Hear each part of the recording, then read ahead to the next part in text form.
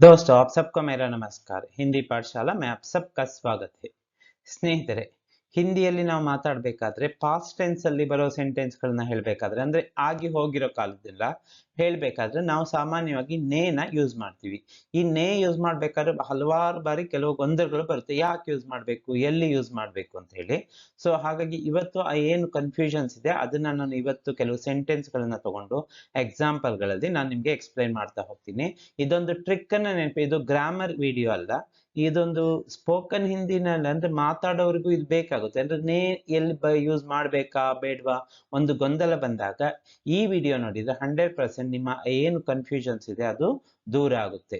So ಇದು ಭೂತಕಾಲದಲ್ಲಿ sentence ಮಾಡ್ಬೇಕಾದ್ರೆ ಯಾವ ತರ ಮಾಡ್ಬೇಕು ಅಂತ ಹೇಳಿ ಇದನ್ನ ಕರೆಕ್ಟ್ ಆಗಿ ನೀವು ಅರ್ಥ ಮಾಡ್ಕೊಂಡ್ಬಿಟ್ರಿ ಈ ವಿಡಿಯೋನ, ನಿಮ್ಮ ಏನು ಭೂತಕಾಲದಲ್ಲಿ ಏನು ಪಾಸ್ಟ್ ಟೆನ್ಸ್ ಸೆಂಟೆನ್ಸ್ ಮೇಕಿಂಗ್ ಅಲ್ಲಿ ಯಾವ ಮಿಸ್ಟೇಕ್ಸ್ ಆಗೋದಕ್ಕೆ ಸಾಧ್ಯ ಇಲ್ಲ. ಬನ್ನಿ ನೋಡೋಣ.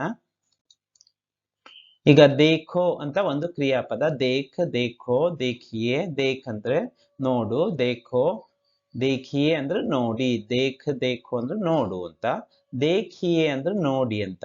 ಈಗ ಒಂದು ಕ್ರಿಯಾಪದ ತಗೊಂಡು ಈಗ ನೇಮ್ ಇದಕ್ಕೆ ಯೂಸ್ ಮಾಡ್ಬೇಕಾ ಬೇಡ್ವಾ ಅಂತ ಫಸ್ಟ್ ಗೊಂದಲ ಬರುತ್ತೆ, ಹೌದಾ? ಸೊ ಇದಕ್ಕೆ ನೀ ಬೇಕಾ ಬೇಡ್ವಾ ಅನ್ನೋದು ನೀವು ಡಿಸೈಡ್ ಮಾಡ್ಬೇಕಾದ್ರೆ ಜಸ್ಟ್ ಒಂದು ಟ್ರಿಕ್ ಹೇಳ್ಕೊಡ್ತಿದ್ದೀನಿ.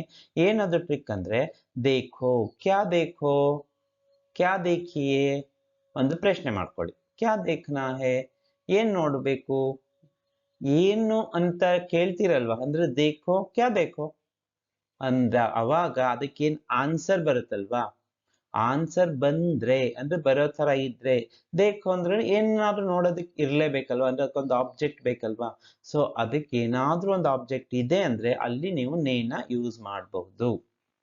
ಅದಕ್ಕೆ ಆನ್ಸರ್ ಬರ್ಲಿಲ್ಲ, ಈಗ ದೇಖೋ ಅಂದ್ರೆ ಏನ್ ನೋಡ್ಲಿ, ನೋಡು, ಏನ್ ನೋಡ್ಲಿ, ಏನಾದ್ರೂ ನೋಡ್ಬೋದಕ್ಕೆ ಇರುತ್ತಲ್ಲ.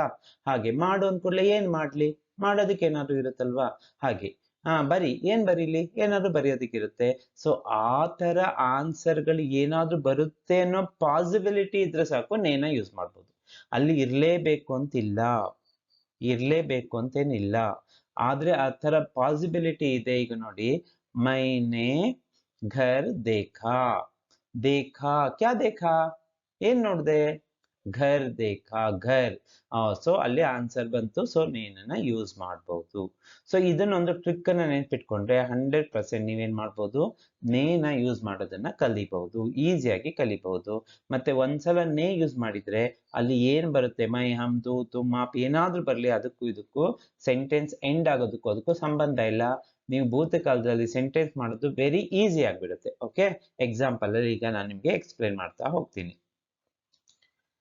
ಮೈನೆ ದೇಖಾ, ಈಗ ನಾನು ನೋಡಿದೆ ಅಂತ ಹೇಳ್ಬೇಕು. ನಾನು ನೋಡಿದೆ, ಮೈನೆ ದೇಖಾ. ಈಗ ಮೈ ದೇಖಾ ಅಂತ ಬರಬಾರ್ದು, ಇಲ್ಲಿ ದೇಖ್ ದೇಖಾ ಅಂತ ಮಾಡಿದ್ರೆ ಪಾಸ್ಟ್ ಟೆನ್ಸ್ ಆಗೋಯ್ತು ನೋಡಿ. ನಾನು ನೋಡಿದೆ, ಮೈ ದೇಖ್ತಾ ಹೂ, ಮೈನೆ ದೇಖಾ. ದೇಖಾ ಕ್ಯಾ ದೇಖಾ, ಆನ್ಸರ್ ಬರುತ್ತಾ, ಏನಾದ್ರೂ ನೋಡಿರ್ಬಹುದಾ. ಸೊ ಅದಕ್ಕೆ ಮೈ ಜೊತೆಗೆ ನಾನು ನೇನ ಯೂಸ್ ಮಾಡಿದೆ, ಅಂದ್ರೆ ಸಬ್ಜೆಕ್ಟ್ ಜೊತೆಗೆ ನೇ ಬರುತ್ತೆ. ಮೈನೆ ದೇಖಾ, ಕ್ಯಾ ದೇಖಾ, ಏನಾದ್ರೂ ಆನ್ಸರ್ ಬಂದೇ ಬರುತ್ತೆ. ಇಲ್ಲಿ ಕಾಣಿಸ್ತಾ ಇಲ್ಲ, ಆದ್ರೆ ಬರೋ ಪಾಸಿಬಿಲಿಟಿ ಇದೆ ತಾನೆ. ಸೊ ನೇನ ಯೂಸ್ ಮಾಡಿ. ಮೈನೆ ದೇಖಾ, ಸಬ್ಜೆಕ್ಟ್ ಜೊತೆನಲ್ಲಿ ನೇ ಬಂತು, ಯಾಕಂದ್ರೆ ಇಲ್ಲಿ ಯಾವ್ದಾದ್ರು ಒಂದು ಆಬ್ಜೆಕ್ಟ್ ಬರೋ ಪಾಸಿಬಿಲಿಟಿ ಇದೆ. ಸೊ ಮೈನೆ ದೇಖಾ, ನಾನು ನೋಡಿದೆ. ಸೊ ಯಾವಾಗ ಇಲ್ಲಿ ನೇನ ಯೂಸ್ ಮಾಡ್ತೀವಿ, ನೇ ಯೂಸ್ ಮಾಡಿದ ಕೂಡ್ಲೆ ಈ ಮೈ, ಹಮ್, ತು, ತುಮ್, ಲಡ್ಕಾ ಲಡ್ಕಿ, ಬಚ್ಚ ಬಚ್ಚೆ ಏನಾದ್ರೂ ಬರ್ಲಿ, ಈ ಲಾಸ್ಟ್ ಅಲ್ಲಿ ವರ್ಬ್ ಏನಿದೆಯಲ್ಲ ಎಂಡ್ ಆಗೋದ್ರ ರೀತಿ ಅದನ್ನ ಡಿಪೆಂಡ್ ಆಗೋದಿಲ್ಲ. ಅದನ್ನೊಂದು ನೆನ್ಪಿಟ್ಕೊಳ್ಳಿ. ಮೈನೆ ದೇಖಾ, ದೇಖಾ ಅಂದ್ರೆ ನೋಡಿದೆ. ನೆಕ್ಸ್ಟ್ ಹಮ್ನೆ ದೇಖಾ, ನೋಡಿ ನಾವು ನೋಡಿದೆವು, ನಾನು ನೋಡಿದೆ, ಮೈನೆ ದೇಖಾ. ಇಲ್ಲಿ ನಾವು ನೋಡಿದೆವು, ಹಮ್ನೆ ಆಯ್ತು, ದೇಖಾನೇ ಬಂದಿದೆ. ಯಾಕೆ, ನೇ ಬಂದ ಕೂಡ್ಲೆ ಇಲ್ಲಿರೋ ಸಬ್ಜೆಕ್ಟ್ ಇಂಪಾರ್ಟೆಂಟ್ ಅಲ್ಲ, ಆಬ್ಜೆಕ್ಟ್ ಇಂಪಾರ್ಟೆಂಟ್. ಆಬ್ಜೆಕ್ಟ್ ಏನಿದೆ, ಆಬ್ಜೆಕ್ಟ್ ಇನ್ವಿಸಿಬಲ್, ಇಲ್ಲಿ ಕಾಣಿಸ್ತಾ ಇಲ್ಲ. ಹಾಗಾಗಿ ನಾವು ವರ್ಬ್ ನ ಯಾವಾಗ್ಲೂ ಪುಲ್ಲಿಂಗ್ ಏಕವಚನಲ್ಲಿ ಇಡ್ತೀವಿ. ಹಾಗಾಗಿ ಸೆಂಟೆನ್ಸ್ ಮಾಡೋದು ವೆರಿ ಈಸಿ ಆಗುತ್ತೆ. ಸೊ ಹಮ್ನೆ ದೇಖಾ, ಹಮ್ನೆ ದೇಖ ಅಂದ್ರೆ ನಾವು ನೋಡಿದೆವು. ನೋಡಿ ಮೈನೆ ಗೊತ್ತಾಯ್ತು, ದೇಖ, ಹಮ್ನೆ ದೇಖ. ಮುಂದೆ ಬರೋದೆಲ್ಲದು ಏನ್ ಬರ್ಬೇಕು, ಸೇಮ್ ಪ್ಯಾಟರ್ನ್ ಫಾಲೋ ಮಾಡುತ್ತೆ. ನೋಡಿ ಅವಾಗ ಏನಾಯ್ತು, ನಿಮ್ಗೆ ಭೂತಕಾಲದಲ್ಲಿ ಸೆಂಟೆನ್ಸ್ ಮಾಡೋದು ಈಸಿ ಆಗ್ತಾ ಹೋಗ್ತಿದೆ. ತೂನೆ ದೇಖ, ನೀನು ನೋಡಿದೆ. ತೂನೆ ದೇಖ. ನೋಡಿ ದೇಖ ದೇಖ ದೇಖ ಏನಾದ್ರೂ ಚೇಂಜಸ್ ಆಗ್ತಿದ್ಯಾ? ಯಾಕೆ ಚೇಂಜಸ್ ಆಗ್ತಾ ಇಲ್ಲ? ಯಾಕೆ ಅಂದ್ರೆ ನೇ ಬಂದಿದೆ. ಯಾವ್ದ್ರ ಜೊತೆ? ಈ ಸಬ್ಜೆಕ್ಟ್ ಜೊತೆ ನೇ ಬಂದಿದೆ. ಸೊ ನೇ ಯೂಸ್ ಮಾಡಿದಾಗ ನಾವು ಇಲ್ಲಿ ಸಬ್ಜೆಕ್ಟ್ ಅನ್ನ ಇಗ್ನೋರ್ ಮಾಡಬೇಕು, ಆಬ್ಜೆಕ್ಟ್ ಅನ್ನ ನೋಡ್ಬೇಕು. ಆಬ್ಜೆಕ್ಟ್ ಇಲ್ಲ, ಸೊ ವರ್ಬ್ ನ ಪುಲ್ಲಿಂಗ್ ಏಕವಚನಲ್ಲಿ ಇಡ್ತೀವಿ, ಅಂದ್ರೆ ಆಕಾರ ಹಂತದಲ್ಲಿ ಇಟ್ಬಿಡ್ತೀವಿ. ದೇಖಾ, ಹಮ್ನೆ ದೇಖಾ, ತೂನೆ ದೇಖಾ. ತುಮ್ನೆ ದೇಖಾ, ನೀನು ನೋಡಿದೆ. ತುಮ್ನೆ ದೇಖಾ. ಆಪ್ನೆ ದೇಖಾ, ನೀವು ನೋಡಿದಿರಿ. ಕನ್ನಡದಲ್ಲಿ ನೋಡಿ ನೋಡಿದಿರಿ ಬಂತು. ಇಲ್ಲೇ ಮಾತ್ರ ಏನು ಚೇಂಜಸ್ ಇಲ್ಲ. ಆಪ್ನೆ ದೇಖಾ, ಎಲ್ಲದಕ್ಕೂ ಕಾಮನ್ ಆಗಿ ಬರ್ತಾ ಇದೆ, ಆಪ್ನೆ ದೇಖಾ. ಹಾಗೆ ಯಹ ಮತ್ತೆ ನೇ ಸರಿ, ಇಸ್ನೆ ದೇಖಾ, ಇವನು ನೋಡಿದನು. ನೋಡಿ ದೇಖಾ, ಇಸ್ನೆ ದೇಖಾ. ಇನ್ಹೋನೆ ದೇಖಾ, ಇವರು ನೋಡಿದರು. ಕನ್ನಡದಲ್ಲಾದ್ರೂ ನೋಡಿ ನೋಡಿದೆ, ನೋಡಿದಿರಿ, ನೋಡಿದನು, ನೋಡಿದರು, ಬೇರೆ ಬೇರೆ ಬರ್ತಿದೆ. ಆದ್ರೆ ಹಿಂದಿನಲ್ಲಿ ಎಲ್ಲದಕ್ಕೂ ಕಾಮನ್ ಆಗಿ ಒಂದೇ ಬರ್ತಾ ಇದೆ. ಯಾಕಂದ್ರೆ ನಾವಿಲ್ಲಿ ಸಬ್ಜೆಕ್ಟ್ ಅನ್ನ ಇಗ್ನೋರ್ ಮಾಡ್ತಾ ಇದ್ದೀವಿ, ಆಬ್ಜೆಕ್ಟ್ ಅನ್ನ ನೋಡ್ಬೇಕಾಗಿದೆ.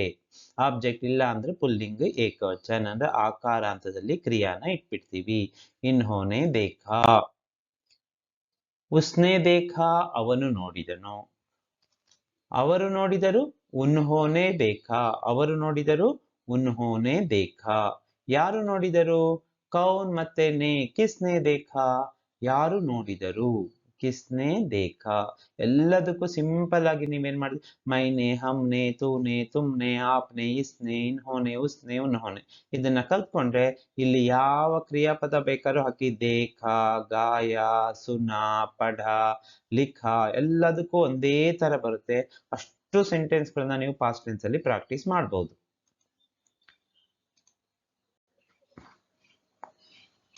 ಈಗ ನೋಡೋಣ, ಮೈನೆ ಲಡ್ಕ ದೇಖ. ಈಗ ನಾನು ಏನ್ ಹೇಳಿದ್ದೆ, ಸಬ್ಜೆಕ್ಟ್ ನ ಬರ್ತ್ಬಿಡಿ, ನೇ ಬಂದಾಗ ಆಬ್ಜೆಕ್ಟ್ ನ ನೋಡಿ. ಇಲ್ಲಿ ಆಬ್ಜೆಕ್ಟ್ ನ ತೋರಿಸ್ತಾ ಇದ್ದೀನಿ. ಏನಿದೆ ಇಲ್ಲಿ ಆಬ್ಜೆಕ್ಟ್? ಕರ್ಮಪದ ಏನಿದೆ? ಲಡ್ಕ ಇದೆ. ಲಡ್ಕ ಅಂದ್ಕೂಡ್ಲೆ ಪುಲ್ಲಿಂಗ ಏಕವಚನ. ಸೊ ಇದು ಪುಲ್ಲಿಂಗ ಏಕವಚನ ಆದ್ರೆ ಅದ್ರದ್ದೇ ಸೇಮ್ ಏನಾಗುತ್ತೆ, ಇಲ್ಲಿ ಪುಲ್ಲಿಂಗ ಏಕವಚನಲ್ಲಿ ಬರುತ್ತೆ. ಸೊ ಮೈನೆ ಲಡ್ಕ ದೇಖ, ನಾನು ಹುಡುಗನನ್ನು ನೋಡಿದೆ. ಸೊ ಈ ಲಡ್ಕ ದೇಖ ಅನ್ನೋದು ಎಲ್ಲದಕ್ಕೂ ಕಾಮನ್. ಯಾಕೆ? ದೇಖ ಅನ್ನೋದು ಹೇಗೆ ಬಂತು? ಲಡ್ಕ ಪುಲ್ಲಿಂಗ ಏಕವಚನ್, ದೇಖ ಪುಲ್ಲಿಂಗ ಏಕವಚನ್. ಮೈನೆ ಲಡ್ಕ ದೇಖ, ನಾವು ಹುಡುಗನನ್ನು ನೋಡಿದೆವು. ಹಮ್ನೆ ಲಡ್ಕ ದೇಖ, ಇಲ್ಲಿ ಏನು ಚೇಂಜಸ್ ಆಗ್ತಾ ಇಲ್ಲ. ಹಮ್ನೆ ಲಡ್ಕ ದೇಖ. ನೀನು ಹುಡುಗನನ್ನು ನೋಡಿದೆ. ತೂನೆ ಲಡ್ಕ ದೇಖ. ಯಾಕೆ? ದೇಖ ಪುಲ್ಲಿಂಗ ಏಕವಚನ. ಕ್ಯೂ? ಲಡ್ಕ ಪುಲ್ಲಿಂಗ ಏಕವಚನ. ಯಾಕಂದ್ರೆ ಸಬ್ಜೆಕ್ಟ್ ಇಂಪಾರ್ಟೆಂಟ್ ಅಲ್ಲ, ಆಬ್ಜೆಕ್ಟ್. ಯಾಕೆ? ನೇ ಬಂದಿದೆ. ಸೊ ಈ ರೂಲ್ ಅನ್ನ ನೆನ್ಪಿಟ್ಕೊಳ್ಳಿ. ತೂನೆ ಲಡ್ಕ ದೇಖ. ತುಮ್ನೆ ಲಡ್ಕ ದೇಖ, ನೀನು ಹುಡುಗನನ್ನು ನೋಡಿದೆ. ತುಮ್ನೆ ಲಡ್ಕ ದೇಖ. ಆಪ್ನೆ ಲಡ್ಕ ದೇಖ, ನೀವು ಹುಡುಗನನ್ನು ನೋಡಿದಿರಿ. ಆಪ್ನೆ, ನೀವು ಹುಡುಗನನ್ನು ನೋಡಿದಿರಿ. ಲಡ್ಕ ದೇಖ. ಲಡ್ಕೆ ಕೋ ದೇಖ ಅಂತಾನು ಹೇಳ್ಬಹುದು. ಇಸ್ನೆ ಲಡ್ಕ ದೇಖ, ಹುಡುಗನನ್ನು ಅಂದ್ರೆ ಲಡ್ಕೆ ಕೋ ಹಾಕ್ಬೋದು, ಹಾಕ್ದಲೇನು ಇರ್ಬೋದು, ಎರಡು ಕರೆಕ್ಟ್. ಇಸ್ನೆ ಲಡ್ಕ ದೇಖ. ಇನ್ಹೋನೆ ಲಡ್ಕ ದೇಖ. ನೀವು ಇಲ್ಲೇನ್ ಪ್ರಾಕ್ಟೀಸ್ ಮಾಡ್ಬೇಕಾಗಿ ಮೈನ್ ಆಗಿ ಕಲಿಬೇಕಾಗಿರೋದು, ಪಾಸ್ಟ್ ಟೆನ್ಸ್ ಅಲ್ಲಿ ಸೆಂಟೆನ್ಸ್ ಮಾಡ್ಬೇಕಾದ್ರೆ ಮೈನೆ, ಹಮ್ನೆ, ತೂನೆ, ತುಮ್ನೆ, ಆಪ್ನೆ, ಇಸ್ನೆ, ಇನ್ಹೋನೆ, ಉಸ್ನೆ, ಉನ್ಹೋನೆ ಇಷ್ಟು ಮೀನಿಂಗ್ ಅನ್ನ ಕಲ್ತ್ಕೊಂಡ್ಬಿಡಿ. ಇಷ್ಟದ್ದು ಗೊತ್ತಾಯ್ತು ಅಂದ್ರೆ ನೀವು ಮುಂದಕ್ಕೆ ಯಾವ್ದು ಇರುತ್ತೆ ಆಬ್ಜೆಕ್ಟ್, ಅದನ್ನ ನೋಡ್ಕೊಂಡು ನೀವು ವರ್ಬ್ ನ ಚೇಂಜ್ ಮಾಡಿದ್ರಾಯ್ತು. ಲಡ್ಕಿ ಬಂದ್ರೆ ದೇಖಿ ಮಾಡ್ತೀರಾ. ಅದ್ರದ್ದು ಎಕ್ಸಾಂಪಲ್ ನೆಕ್ಸ್ಟ್ ನಾನು ಕೊಡ್ತೀನಿ. ಉಸ್ನೆ ಲಡ್ಕ ದೇಖ, ಅವನು ಹುಡುಗನನ್ನು ನೋಡಿದನು. ಉನ್ಹೋನೆ ಲಡ್ಕ ದೇಖ, ಅವರು ಹುಡುಗನನ್ನು ನೋಡಿದರು. ಉಸ್ನೆ ಅಂದ್ರೆ ಅವನು, ಉನ್ಹೋನೆ ಅಂದ್ರೆ ಅವರು. ಇದನ್ನ ಪಕ್ಕಾ ಕಲ್ತ್ಕೊಳ್ಳಿ, ಯಾಕಂದ್ರೆ ಪಾಸ್ಟ್ ಟೆನ್ಸ್ ಸೆಂಟೆನ್ಸ್ ಮಾಡ್ಬೇಕಾದ್ರೆ ಇದೆಲ್ಲ ಬೇಕಾಗುತ್ತೆ. ಕಿಸ್ನೆ ಲಡ್ಕ ದೇಖ, ಕೌನ್ ಪ್ಲೇಸ್ ನೆ ಕಿಸ್ನೆ. ಕಿಸ್ನೆ ಲಡ್ಕ ದೇಖ, ಯಾರು ಹುಡುಗನನ್ನು ನೋಡಿದರು. ಗೊತ್ತಾಯ್ತಲ್ವಾ ಈಗ? ಸೊ ಇಲ್ಲಿ ದೇಖ ದೇಖ ಬೇಕ ಬರೋದಕ್ಕೆ ರೀಸನ್ ಏನು? ಇಲ್ಲಿ ಲಡ್ಕ ಅಂತ ಬಂದಿದೆ.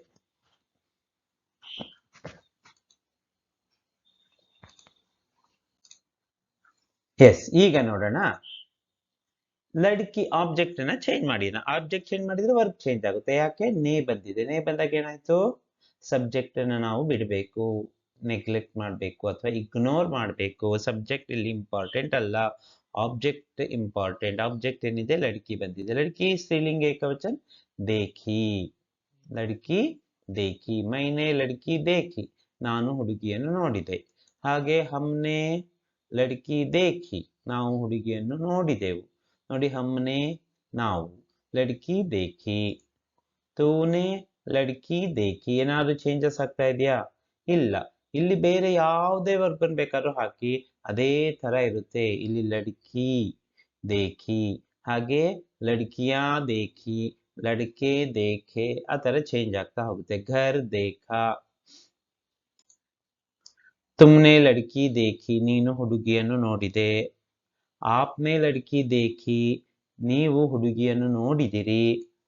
ಇಸ್ನೆ ಲಡ್ಕಿ ದೇಖಿ, ಇನ್ಹೋನೆ, ಇಸ್ನೆ ಇವನು ಹುಡುಗಿಯನ್ನು ನೋಡಿದನು. ಇವಳು ಹುಡುಗಿಯನ್ನು ನೋಡಿದಳು ಅನ್ಬೇಕಾದ್ರೂ ಸೇಮ್ ಬರುತ್ತೆ. ಇನ್ಹೋನೆ ಲಡ್ಕಿ ದೇಖಿ, ಇವರು ಹುಡುಗಿಯನ್ನು ನೋಡಿದರು. ಉಸ್ನೆ ಲಡ್ಕಿ ದೇಖಿ, ಅವನು ಹುಡುಗಿಯನ್ನು ನೋಡಿದನು. ಉನ್ಹೋನೆ ಲಡ್ಕಿ ದೇಖಿ, ಅವರು ಹುಡುಗಿಯನ್ನು ನೋಡಿದರು. ಅವರು ಹುಡುಗಿಯನ್ನು, ಇಲ್ಲಿ ಅವರು ಬಂದಿದೆ ಹಾಗಂತ ಇಲ್ಲಿ ಏನು ಚೇಂಜಸ್ ಆಗಲ್ಲ. ಯಾಕಂದ್ರೆ ನೇ ಬಂದಾಗ ನಾವು ಆಬ್ಜೆಕ್ಟ್ ಏನಿದೆ ಲಡ್ಕಿ ಅದನ್ನ ನೋಡ್ತಾ ಇದ್ವಿ, ಲಡ್ಕಿ ದೇಖಿ.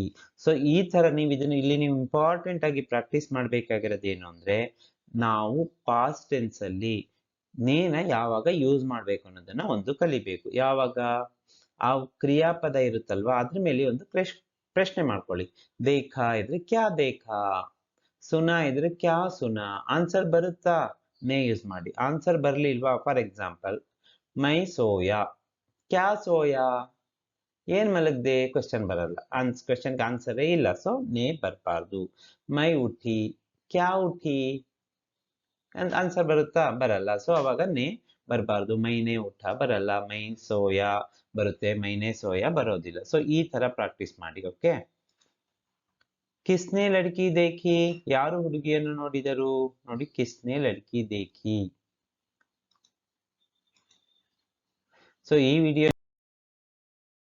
ನಿಮ್ಗೆ ಇಷ್ಟ ಆಗಿದ್ರೆ ಲೈಕ್ ಮಾಡಿ, ಶೇರ್ ಮಾಡಿ, ಹಾಗೆ ಸಬ್ಸ್ಕ್ರೈಬ್ ಮಾಡ್ಕೊಳ್ಳಿ. ಇಲ್ಲಿವರೆಗೂ ನೀವು ಸಬ್ಸ್ಕ್ರೈಬ್ ಮಾಡ್ಕೊಂಡಿಲ್ಲ ಅಂದ್ರೆ ಮತ್ತೆ ಆ ಬೆಲ್ ಐಕನ್ನ ಪ್ರೆಸ್ ಮಾಡಿ, ನಿಮ್ಗೆ ಕಂಟಿನ್ಯೂಸ್ ಆಗಿ ವಿಡಿಯೋಗಳು ಸಿಗ್ತಾ ಇರುತ್ತೆ.